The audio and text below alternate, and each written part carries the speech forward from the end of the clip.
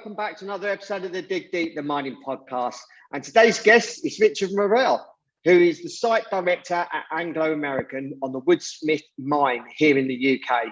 Having studied at the Camborne School of Mines and worked both here in the UK and in Australia, Richard has a passion and desire to help the younger generation and graduates in the mining industry.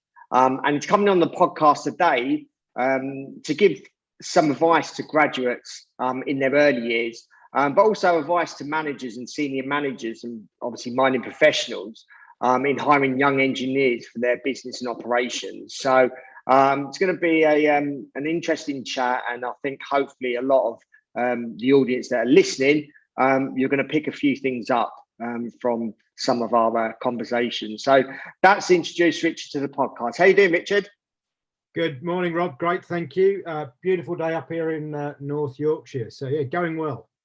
Which is good to hear. And hopefully it lasts for a while. Let's hope so. So I just wondered if you can give us a brief introduction about yourself, about your career. If we can keep it brief, and the reason is we're probably going to come on to some of your career as we speak and some of the questions that I've got to ask. So I just wondered if you can give us a quick snapshot of your career from when you graduated to sort of present day. Sure thing, Rob. So yeah, graduated in 1994 from the Camborne School of Mines here in Cornwall.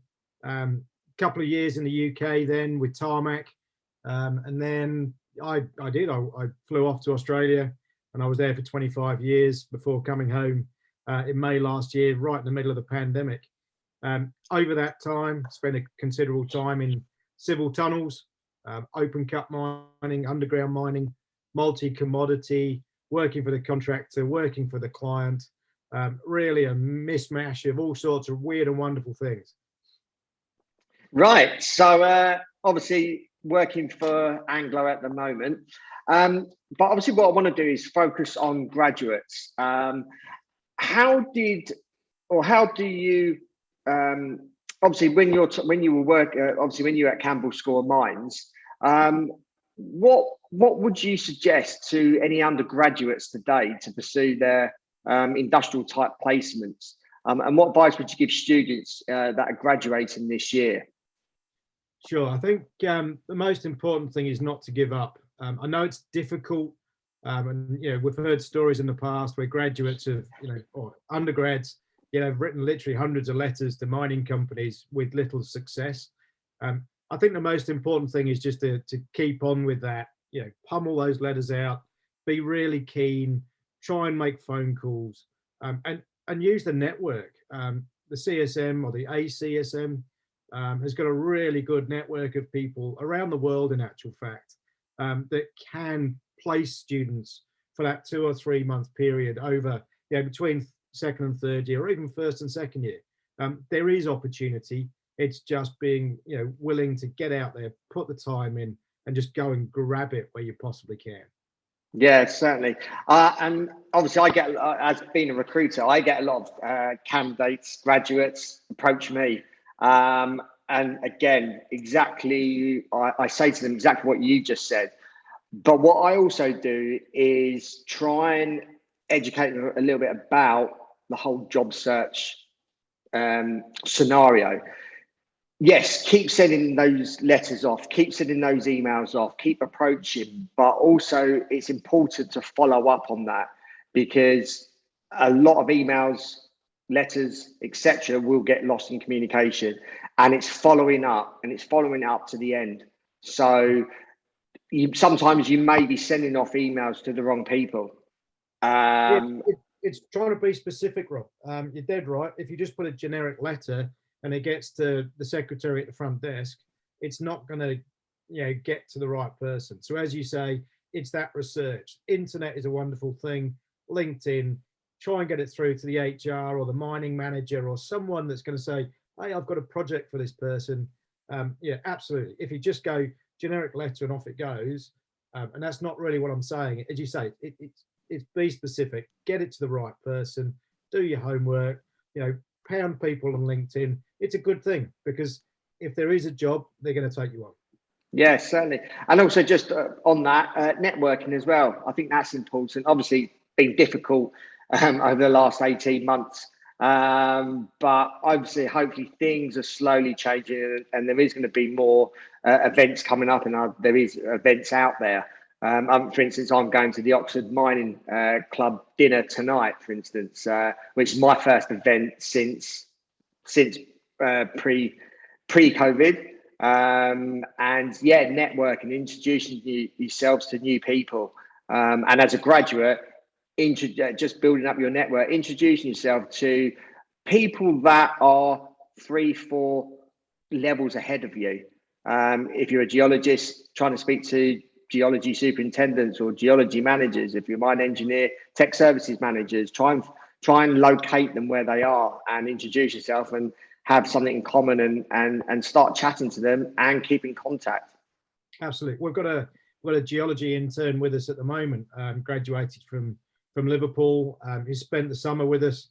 He's got another 4 or 6 weeks yet with us doing geology work. But there is opportunity. I think that's the most important thing. Anglo American, big multinational company. There is opportunity, no doubt. Yeah. With regards to graduate schemes in mining companies, what would you look out for, and how would you suggest a graduate stands out from the crowd next to their peers? I'll let you answer this first of all, but I had that situation probably about 2 years ago now, where I had a graduate role, and I don't generally recruit graduate roles because companies normally go to the universities. But I'll ask you the question first of all, and then I'll give you my experience and my interpretation. Sure. So if I look at my career, I was the general manager for Barminco for a couple of years, 2010, 2011. And I just saw an opportunity to get graduates into a business. And it was a really good scheme. So West Australia, you have to do a year underground, split into 3 months of this, 6 months of that. But overall, you get a year of underground experience. And I sort of chatted to my peers at work. I said, look, there's an untapped resource in the UK through CSM. Why don't we try and tap it? And that's exactly what we did. And we put a pretty strong graduate scheme together, which actually, you can be in it for 3 years, you can be in it for 5 years, and you can do 2 or 3 years of underground experience. And we've got grads there now that have been jumbo operators for a couple of years. The longer you spend, I believe anyway, on the tools or in and around that underground world, the more you get to have a really good look around you and what's important. So a jumbo, people go, I just drills holes. Well, it's the lifeblood of a contracting company. It's the lifeblood of an underground mine, but it still needs water. It still needs air. It still needs power. It still needs to be maintained. It still needs operators. So from a young graduate point of view, if you can start, if I say at the bottom, maybe a nipper or maybe on a truck underground, it is invaluable experience. And it depends which way you want to go. Do you want to go down a physical route, or do you want to go down a technical route? And I still find my advice to a youngster today, God, it makes me sound so old, is to, hey, look, start at the bottom, get that practical experience. It is such a small percentage of your working career. So if you think about it, I've got 40 years ahead of me. I'm going underground for 1 year. That's 2.5% of your overall working time. So put the hard yards in, really just go in and get it, because when you're trying to put a long hole rig in a stope, as an example, or in a drive to drill out your stope, and you go, I can't, turn the boom left or right because I haven't designed the drive big enough. The understanding is there, as opposed to going, I didn't know that because, oh, that's right, you never spent any time underground. So from my personal advice, and I think most of my peer group have followed it, is to chase it, get that time, because you'll never look back from it. It's the best experience I've ever had. Really enjoyed it. Friends I've got today are often the friends I spent with that time underground. Yeah, and following on from that, if you are studying and you can't get that opportunity to go and work in a mine during your studies, an alternative could be go and work, be a labourer on a building site. Try and learn some, maybe even try and pick up some tickets to operate machinery, because again, it's a stepping stone in the right direction. But even just being a labourer on a building site, and I've done that before, although I'm not a miner, you soon realise what some of the guys are actually doing out in the field on the ground, whether you're building a mine, whether you're building a building, a house, etc. Just learning a few practical tips. I think it's all going to be beneficial in your overall career. Yeah, so I mean, also land surveying. Go and be a Peggy for someone, and put pegs in on a new build, or go and work on a road crew if you can. When it comes to your CV, it shows, hey, this guy's got a bit of something about Up and him. go. Correct. He's going to go out and get it. Nothing wrong, and again, nothing wrong with working at local McDonald's, but working on a building site is a bit more, practical to what you're going to do, in your working career. So not knocking anybody for what they do, but hey, look, try and make it relevant. And I think that's what you're just trying to say there. Yes, certainly. And just moving on, when I mentioned I had a graduate role I was recruiting for probably about 2 years ago now, and I was briefing the 4 graduates that I put forward for the role. And what I said to them is, look, all of you are degree qualified. You're all equivalent. Now, whoever's going to get this job out of the 4 of you, there needs to be a differentiation between you. So the one person is going to be different from the other 3, and that's the person that's going to get the role. So based on what we just said, if someone has shown a lot of, and again, it's not necessary, it will happen. That could be the reason. But if you've been out on site, you've got some site experience, whether it is a mine, whether it is a construction site or whatever, you've worked for probably those 4 years whilst you're studying, even if it was part-time. It shows you something about you. You're going to have more skills than those other 3 that hadn't done that. And you can demonstrate some of those experiences that you've learned from being maybe a labourer out on site that those other 3 wouldn't. So it's that having that differentiation, because you all got a level playing field, because you're all graduated. The other thing is your personality and how you get on with the interviewee or the manager. Again, that's going to be the differential between you and the other 3 people that you were interviewing. And that's the sort of advice I was giving them. But yeah, like as we've just been saying, having some practical experience during your studies is going to make you a bit different than probably some of the other people that are going for a particular job.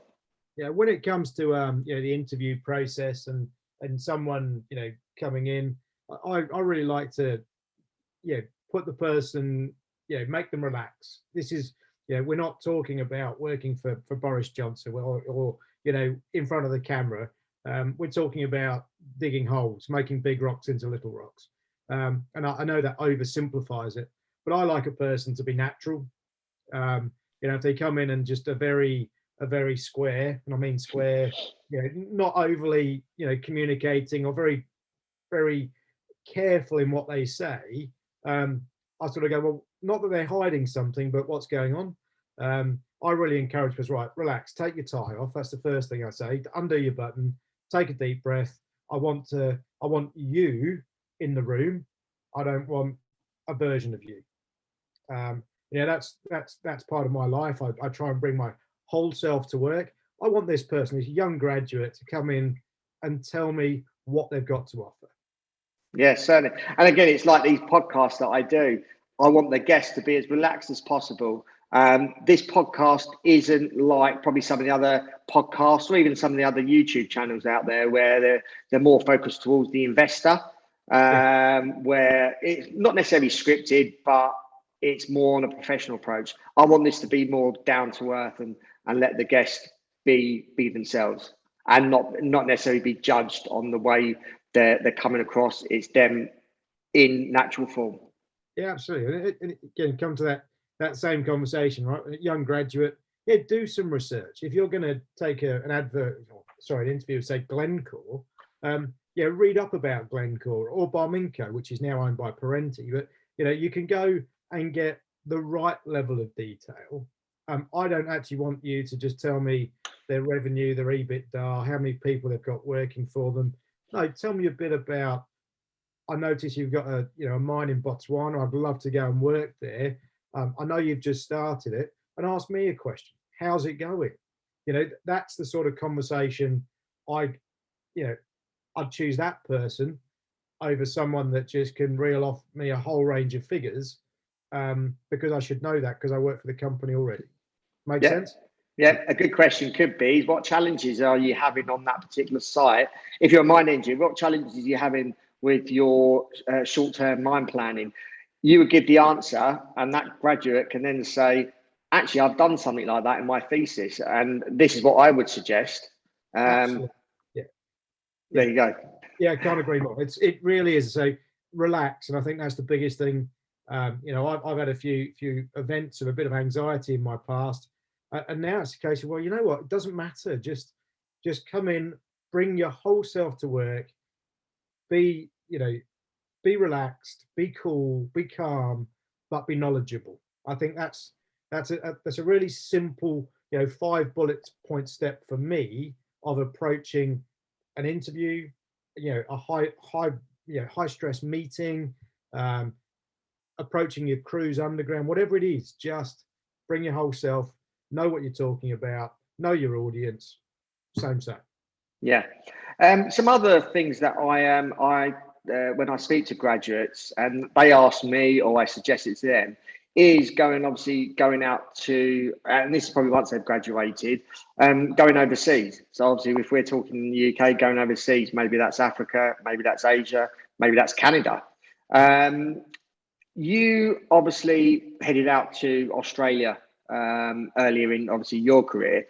What made you actually move over to Australia? And I wonder if you can tell us your experiences by obviously making that first step, and once you're over in Australia, obviously getting your first job. I just wonder if you can give us your experience around that.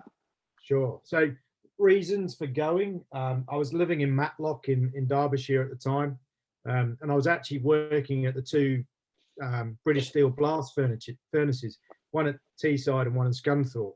So if you can imagine the commute, it was back in 1995, so there wasn't quite so much traffic, but it was a long commute each and every day. There was nowhere really to live, between the two. I just happened to be staying in Matlock, and I thought one day, almost enough's enough. The likes of Roy Coates and Mike Moore and others were all sort of talking about Australia. I had a number of friends who'd gone to Hong Kong to work on the airport, Chap Lapcock, and the tunnels there.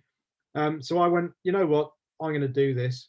Had a long chat with mum and dad, and they were so supportive. It was fantastic. I think that's another key element in this. It's not just pack up and go. Chat to your family, chat to your friends, and go, look, this is what the career path I've studied for. I want to go overseas. Once you get their backing, it's easy. So anyway, yeah, I decided to have all the injections in the world, yellow fever, Hep A, Hep B, you name it, I had it. Well, the jabs anyway. And yeah, I was going to go through Hong Kong, through Australia, and probably end up in Africa. I stayed with some friends in Hong Kong for a week. And then, yeah, just before Christmas 1996, landed in Australia, in Perth. And it comes back to my work experience in Dubai. I met a plant trainer there called Pete Edwards, typical Aussie, Blundstone boots, a Cobra hat. It didn't quite have the corks, but not far off. And we stayed in touch. And he sort of said, hey, look, come and stay with me and my family. We're in Perth. Arm around me, we'll look after you. So ultimately, I had all the pieces in the puzzle laid out, all the planning done, all the health pieces done, ready to go, few grand in the bank. And I was on a plane to Australia. I I landed, stayed with Pete and Prue, and lo and behold, it was a woeful time. I think gold was less than $400 an ounce at the time. Mining industry, what's that to some degree? But I did exactly what I've just recommended to an undergraduate today: is write those letters, start networking. It was almost before the days of real email and all that good stuff. It was just on the cusp of the www really exploding. And lo and behold, Sons of Gwalia at the time owned a mine called Marvel Lock, about 400 k's inland. I believe about 1,000 applicants, cooks, bottle washers, glassies, you name it. They all went for this job. And as a mining engineer, I said, well, there you go, got the job. And in one of those words, the rest is history. I was at Marvel Lock for 5 years, and as I said, I've got some. It was a defining period in my career. A lot of long-term friends, if I said went through Marvel Lock, Yilgarn Star, and that Southern Cross region. Advice to someone wanting to go overseas today is, take it by the horns, and it's going to be a ride, but it's going to be a good one. COVID, however, has really put a delay, I think, in that. I've got friends, funnily enough, who came through Yorkshire recently, Stu and Kim Tracy. I met them in Marvel Lock, again, another CSM student, but a lifelong friend. They've literally just landed back in Perth, but it's been a struggle. The flights haven't been easy, but they're there, they've made it. Going back, we used to have what was called the Red Book. So someone had put it together, full of really good information, contacts. It was like your LinkedIn of today, but in paper copy from 1996 and 1997. It was being prepared. It was writing those letters a month or so before you went, arranging meetings, telling them what you've done, and lo and behold, off you go. So that's it really. For me, I really recommend. Why did I go? I was a bit tired of the UK. I was in a job that I didn't know where it was going, and I went, you know what? There's only one person that's going to change it, and that's me. So lots of conversations. As I said, Mum, Dad, off you go, son. See you later. And 25 years, I sort of turn up on their doorstep and say, help. Yeah. But yeah. No, I done a similar thing, not in a mining sense, but I packed my bags and went travelling and ended up in Australia. I ended up there for a couple of years, came back, and then went back out there for 10 years. So it's just taking those steps forward.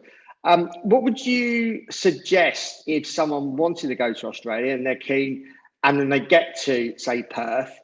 Did you have any sort of plans when you actually got there? Were they already pre-planned? Did you just think, right, I'm here now, what do I do?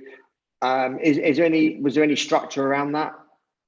For me, I think I was really fortunate in that I had, somewhere to lay my head. I had friends around me. It wasn't family, but Pete and Prue, and they had 2 young kids. It was just I was in a unit straight away.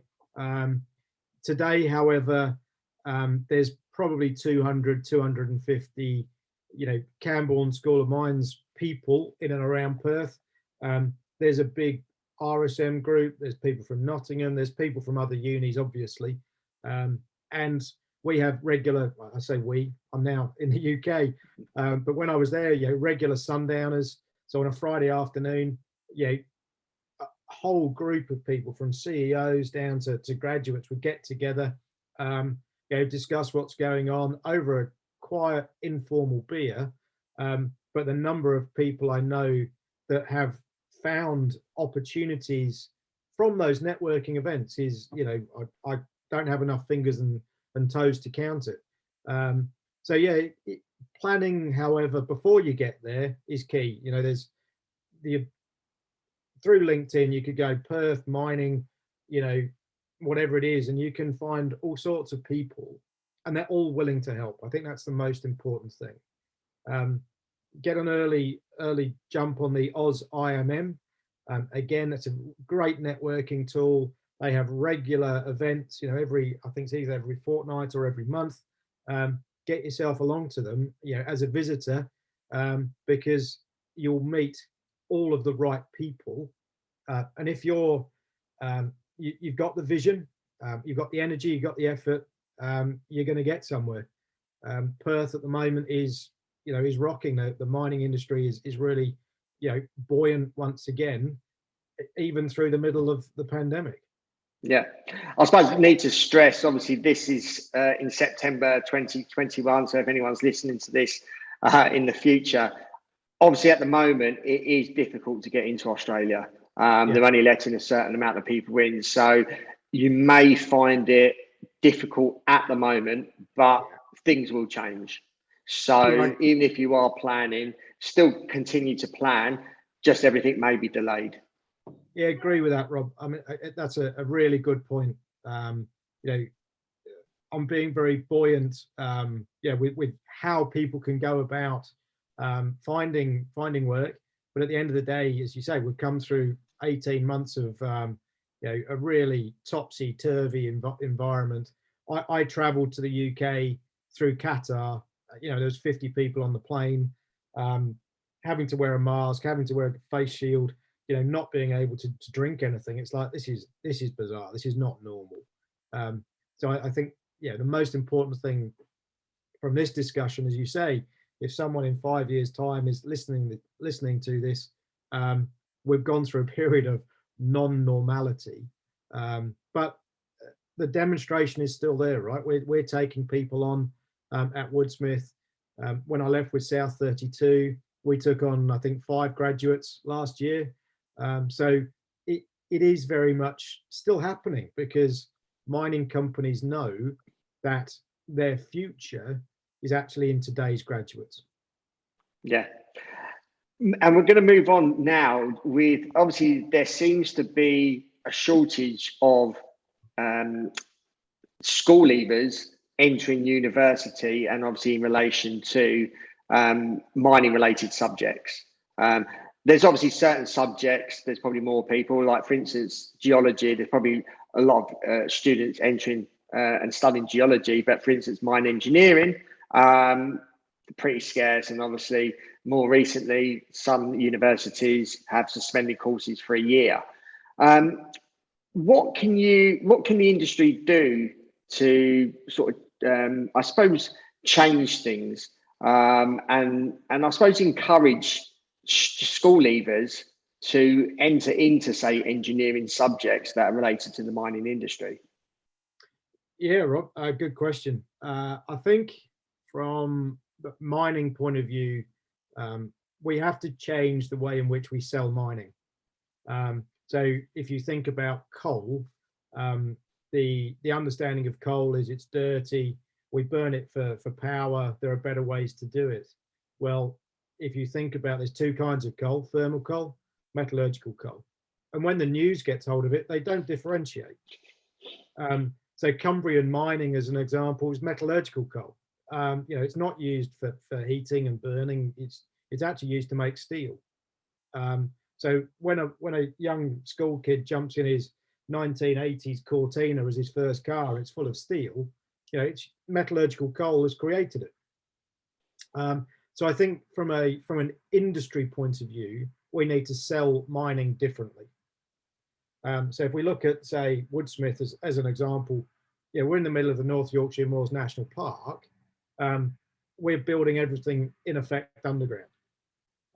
Our transport system for the material we're mining, which is polyhalite, up to Teesside, is in a 37-kilometre long tunnel. So you can't see it from the surface. So we can be environmentally friendly. We can, support local communities. Like we've got 2,000 odd people now working across the project, not including the whole supply chain. So you can be environmentally friendly, sustainable, create wealth in a location that you wouldn't normally marry it to mining. if you think of battery metals nowadays, even nickel's had a massive resurgence in recent times. Lithium, and there's an untapped resource of lithium just sitting down in the southwest of the country. So we need to reinvent the way mining is understood.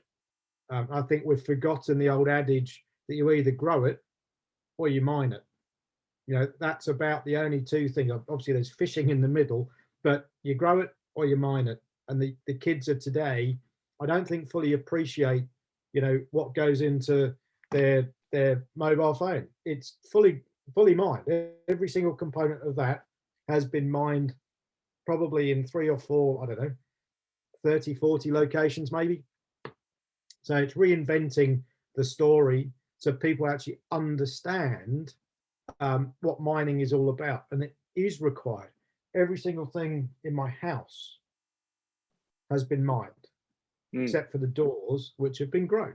So yeah, reinventing what mining is, I think, is the key. Yeah. I suppose the next question is, how do you translate that to the general public?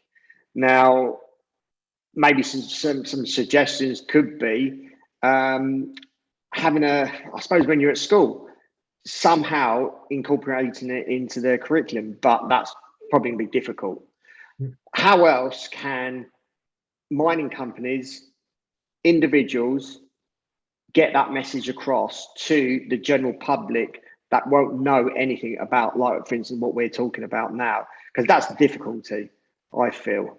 And I suppose sometimes it's like anything, people are only going to be interested, I think, if it's going to interest them personally. Yeah, absolutely. It is a really tough one. I know, the Australian, the Gold Council and other groups over in Australia were coming together. As I said, South 32 was one of them, to try and reinvent what mining is. Is it a massive campaign of media? I'm not sure that it would have the reach and the interest. So I don't know what the answer is, which is unusual for me. I'm often quite vocal with opinions, but I think it's reinventing what it is. The UK, I found out today, just doing a bit of research, has got 2,000 mines and quarries around it. So it's like, that's a number I thought, a couple of hundred, possibly 2,000 mines and quarries around the UK. We must be doing something right to have all of those operations still operating. But I think and I look at being up here in North Yorkshire, the interest from parish councils, the interest from local tourism groups, the interest from the national park. I think the old NIMBY piece is critical. Not in my backyard, because you're going to create lots of noise, lots of dust, blot on the landscape. Well, in actual fact, no, that's not what we're going to do, because our environmental approvals are so tight, you can't hear us. I can actually be 100 meters away from one of our shafts and you can't hear it. We have lighting surveys every couple of months to say, I'm not putting a lot of uplights in place so that local farms and the local sheep and cows are not affected. So I think it's a localized community liaison and communication and education. And I think from your first point here, it's getting that message through to the kids of tomorrow to go, we've actually got to put our arm around mining, because it is critical. Because without it, hey, I don't have an iPhone or a Samsung, or I don't have a Tesla car. Without lithium, Teslas don't exist. Yeah, and I think that message can be got across a lot more effective moving forward, especially with the government's plans in what they want to do. They want everything to be more greener. They want everything to be electrified. Now, let's take a few steps back and inform the public where the minerals, commodities, where are the raw materials, where do they come from to build what you want. tell the everyone around the country and any country, tell them it has to be mined. Absolutely. You look at, I think it's called Dogger Bank, just up here. You've got the big wind farms, just off Redcar and off Newcastle. So there's A, B, and I think C has just been approved. Well, what makes a wind turbine? You know, it's probably 1,000 tons or more of concrete in actual foundations, probably 1,000 tons of steel. It's copper on the windings on the actual motor. It's all been mined. And then you've got the 10,000 ton ship that's sitting there with a great big crane on it, installing it. Well, that whole ship has been mined. So this is where, if you like, the whole circle of life piece needs to be understood. Because if you want to go green, the only way to go green is to mine a product. And that is the piece that I don't think is well communicated. And for mum and dad, you know, sitting in Leeds or Sheffield or London for that matter, it's the last thing on their mind. So they're not educating their kids because they go, why do I need to? Because I go to the Apple store and I buy that. Anyway, that's my opinion. Yeah, no, certainly. Obviously, you've been away and you've come back here. You've actually come back to the UK. And interesting fact, obviously, doing some research saying there's 2,000 mines and quarries. What's your take on the UK mining industry as it is, and since you've been back?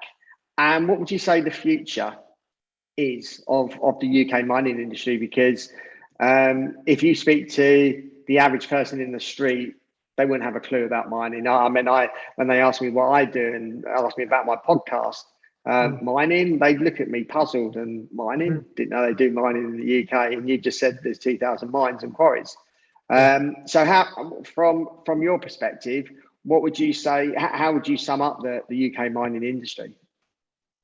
I think buoyant, expanding, interesting, green.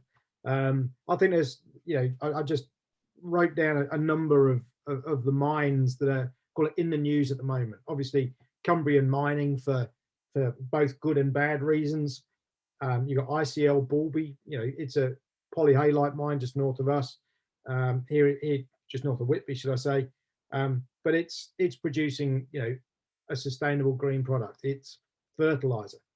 And as we know, as the population approaches, I think 8 billion people, we're putting more and more pressure on our agricultural, you know, requirements. We need to really eke out every single last ton of corn from a hectare of ground. So fertilizers, you know, polyhalite, even potash is critical. BHP have just identified it. You know, they've just said, well, there's £5 billion, you know, go and develop the Janssen project finally over in North America. We've got Cornish Metals, which is South Crofty, which is tin. Yeah, it's effectively a battery metal. I think it's $30,000 a ton at the moment. So if you can't make money at $30,000 a ton, there's something wrong. Cornish Lithium, again, battery metal. It's coming out of effectively salt water. So, you know, you've got lots of ways to create a future mineral that there's going to be a mass shortage of from brine, which is amazing. Scots Gold, obviously up in Scotland, their first commercial gold mine. Fantastic. It's where my bread and butter. I spent 10 years in gold mines, to be honest. Anglo American. I mean, wow. I mean, yes, we were York Potash, Serious Minerals, got taken over, but it just shows the commitment of the big mining companies to the UK. BHP, one of their head offices is in London. Obviously, Anglo American head office in London. Glencore, big group of people. All the mining consultants are here in the UK. SRK, you've got Golders. Well, what more is there to say? People are putting their money where their mouth is and going, right, the UK is almost a bit of an epicenter, similar to, say, Toronto, in Canada, and those Canadian cities where you've just got these hubs of small mining companies ready to, take over the world. So I think the UK it's a You don't need to go to Australia today, to be honest. You just need to get your walking boots on, get those emails out, and there's a whole host of junior mining companies, mid-tier and tier ones, that are going to be crying out for people, for what I think, and what you alluded to, is going to be a mass shortage of engineering, all-encompassing geology, geotech, mining professionals. Yeah, and I'd say it's, and I've noticed more recently, there's a lot of things happening in Europe as well, or it's come across my radar. Probably there obviously there's always been mining in across Europe, but I've seen more coverage over the last few years, more so than 3 or 4 or 5 years before. So again, not just the UK, but also in Europe, which is pretty close to, I suppose, the UK, as opposed to having to go to Australia or necessarily going to Africa. I believe there is a lot of opportunities across Europe as well. Yeah, that Eastern Bloc, group, Belarus, just put two shafts down to about 700, 800 meters using shaft boring road headers, made by Heron Connect as well. That's a new mine. That's a big mine. Chelyabinsk in Russia, a friend of mine worked there many years ago. These are big mines. So there is opportunity, no doubt. And I think as things open up after September 2021, and the pandemic does ease, the opportunities are going to come flooding in. Yeah. You were recently on the news with a new cohort of apprentices at the Woodsmith mine. Why do you feel apprenticeships are really important? Sure. I think I said it just before. The future of mining in this country and the future of engineering is in the youth of today. So Anglo American have committed to 50 50 apprentices. Cohort number 1 started just before the pandemic. We had 15 or 14, can't remember, it's either 14 or 15. So they've done their 2 years at Teesside College. What a great bunch of people, very tight knit. And they've now started on site doing their actual practical experience. They're paired together with a mechanic or electrician or an instrument tech. So that's fantastic. It's really taken off. Cohort number 2, we had a year off effectively because of the pandemic. So cohort 2 just going to start their classroom training now. And as I said, that group, almost 30 people, is going to be Woodsmith's future. So a good grounding. I believe we're putting them through further study as well, which is fantastic. It's not just do your 2 years, come do your practical. We're going to pump you out as a mechanic. We really want to make it industry best practice, if you like, to keep that education going. So they come out at the end of 4 years with a really good grounding in their technical ability and their practical ability. Yeah. Carry on. No, as I said, it's all about planning for tomorrow. It's a different skill set. We want to be an autonomous mine. We're going to need those instrument techs. It's not just being able to lift a sledgehammer or do welding anymore. It's a case of the intricacies of code. It's getting it right. So, as I said, it's the right level of detail and the right skill sets for what we're building in the future. Yeah. Obviously, wondering if you can give us a quick overview of the Woodsmith Project, obviously now owned by Anglo American. Also, are there opportunities for recent graduates moving forward throughout the project? Sure. So Woodsmith, we're building it. It's a polyhalite mine. The seam sits pretty much underneath Whitby in North Yorkshire. It's about a mile underground. So we're building 2 shafts to get there using shaft boring road headers. Material comes up to about 350 meters below surface and gets transferred onto what we believe to be Europe's longest conveyor belt, which is in a 37-kilometer long tunnel to our processing plant up in Teesside. From there, we're on the banks of the River Tees, so port facility. We'll process the material, put it on a boat, and ship it to our customers all over the world.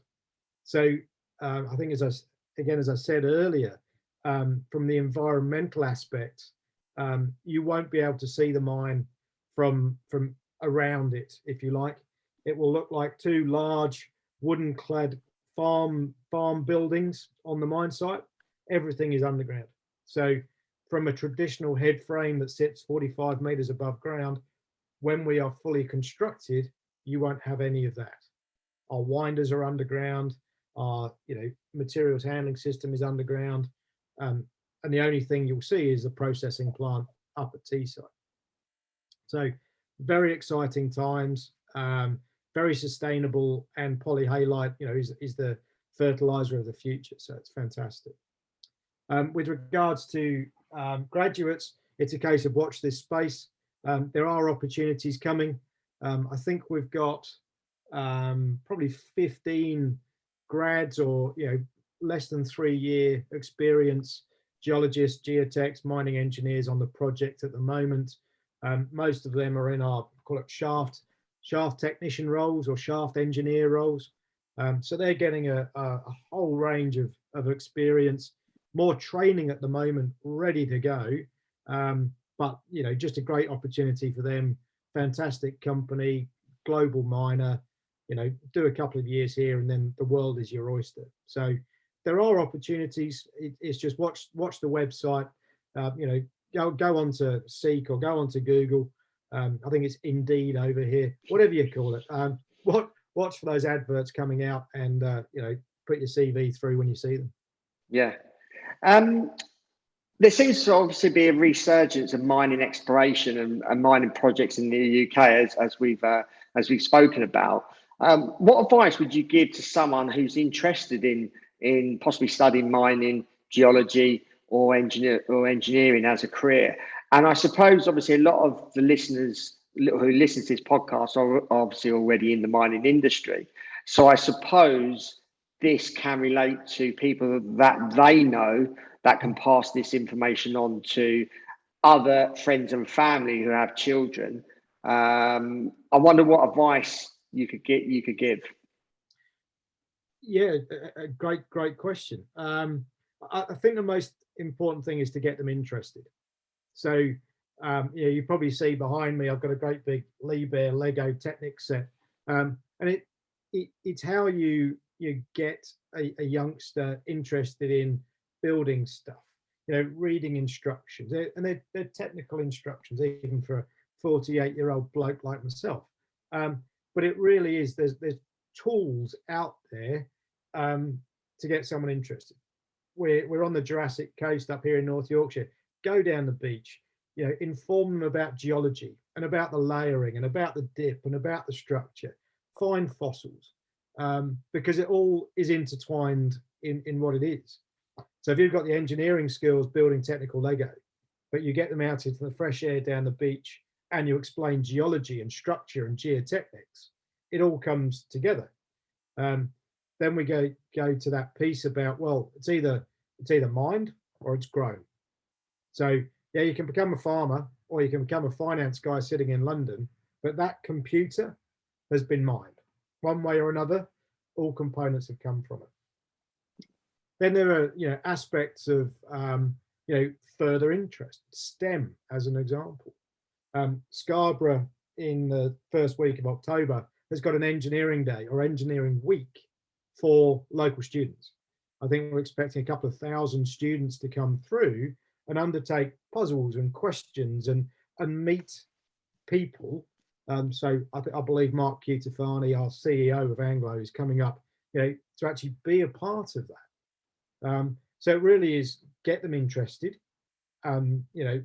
through whatever way it is. It can be, as I said, down the beach, technical Lego. It can be Meccano. It can be whatever it is. But sit them down and say, look, this is what engineering is all about. And it can start in many, many ways. Yeah, you've actually just given me a thought what I'm going to buy my 2 boys now for Christmas. So I was only thinking about the other day because I think there's going to be some supply chain shortages. So I was only thinking about Christmas presents. I'm definitely going to buy them a a Meccano or something kind of set. So, Yeah. so anyone that's listening, if you want to get your children into mining, that's a perfect Christmas present. There's a fantastic set coming out on the 1st of October. It's the Caterpillar D11. It's huge, fully remote controlled. So it has all aspects of, the instrument tech piece, the dexterity piece, following instructions, and they'd be busy for hours. So thoroughly recommend it. Right. You're plugging that. Yeah. It'll be on my shelf next time we talk. Yeah. So we've we're going to come to a conclusion now. Sure. We've obviously spoken about school students, undergrads, graduates, and obviously your career. Is there any sort of last things you wanna say to the audience? Well, apart from obviously speaking about those, is there any advice that you can give maybe hiring managers that are looking to hire graduates? Obviously, we've got a lot of apart from graduates listening to this, we obviously have a lot of more experienced mining professionals that listen to this podcast. So I just wondered if there's any advice that you can give those. So from my career advice first, I'd say there are no mistakes. You might not make the best decision, but it's not a bad decision. So there's elements in my career that I go, did I make the right choice? Should I have stayed with one of the majors throughout my career and maybe have been, further up the chain? I don't know. I don't regret a moment of what I've done. I've traveled the world. I've traveled all over Australia. I'm back here in the UK. I've worked in Dubai briefly. I've been involved. I've been a consultant. I've been a contractor. I've worked with the majors. Whatever you do, don't regret the decisions you make, because I think if you do, you dwell on the past all too much. So very much live for today. Keep on learning. I think that's the most important thing. Keep interested. Keep on with your networks. So that's number one. From a hiring manager point of view, I do say I think we go in with a level of misunderstanding of today's people, of our graduates. They are different. They've come from a technology age, and they expect something a little bit different. And it's not, we have to pander to them, or we have to give them X, Y, Z. No, it's a case of open and honest communication and understanding what they actually want. Because if you take all that on, but then you're not able to deliver it, be open and honest in those first discussions. So I think there is an expectation, and that comes down to all of us. I have an expectation. Rob, you would have an expectation. If you're hiring a CEO or a senior mining engineer or a graduate, there is a level of expectation at those levels. But graduates today, they're trained differently. They are very tech savvy. They are very software and hardware and technology savvy. We've got to understand that to deliver their expectations in a job. So from a hiring manager point of view, ask lots of questions and don't build it up to be anything that it isn't. Yeah, and I just want to follow on from that. You mentioned about learning, and I'm bringing up this point because I put a post out on LinkedIn a few days ago, and I made a few comments, and it's around learning. And I think as an individual, and this can be whether you're a graduate, whether you're a CEO of a mining company, you're not going to have every single skill out there, and you need to learn these skills. What I think you need to do is take ownership of that yourself. So don't just rely on your company to put you through additional training or additional courses. I think you need to go and look for those types of courses yourself, or try and learn those individual skills yourself. So whether that is through paid courses that you have to put yourself through, there may be ways that you can tax deduct that. But I think you should need to take ownership yourself and research those courses if you want to build up those skills yourself, not just rely on a company to put you through that to get you to the next stage. Yeah, I agree with that, Rob. I mean, there are some courses like NEBOSH in the UK, health and safety course. It's invaluable. 400 quid. You can do it online. So, it's not always take. If you show commitment to most mining companies and say, well, I did this myself, they'll come back and potentially say, well, there's an HND or an HNC or maybe even a master's degree, and that's going to be £8,000. So yeah, it's not all take, it's give a little bit and you'll get given an awful lot more. Yeah, certainly.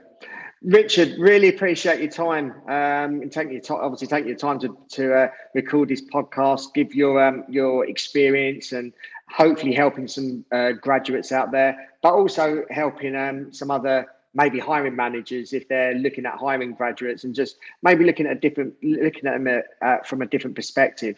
So I really appreciate your time. If anyone wants to reach out to you, how can they go about doing that? Are you on any social media platforms?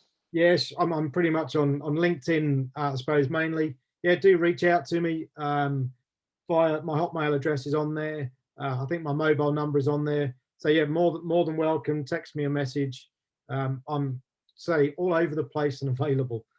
Only too happy to help. As I said, the groups coming through today are the mining experts of the future. Yeah.